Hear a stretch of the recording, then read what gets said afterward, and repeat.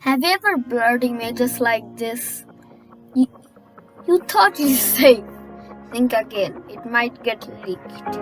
So let's get into this video. Be sure to watch to the end if you have ever blurred passwords by using this pixelation tool.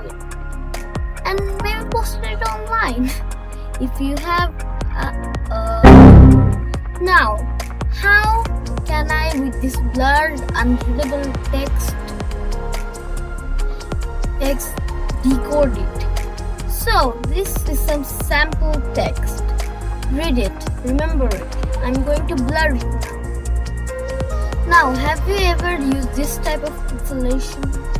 Now you can't really read this. So, how does this type of blurring work?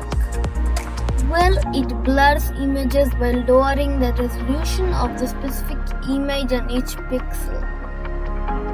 So it does not really distort it or changes it. Like if you use a black bar in Windows, it just puts a black bar on it. There's no way to decode it.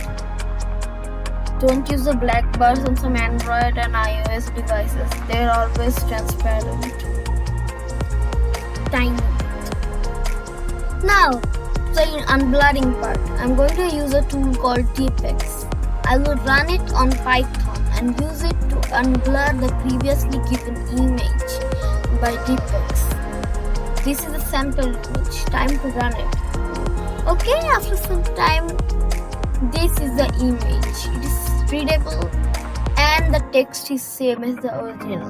Comparing it, it is horrifyingly well and decoding this image, but not to panic that much.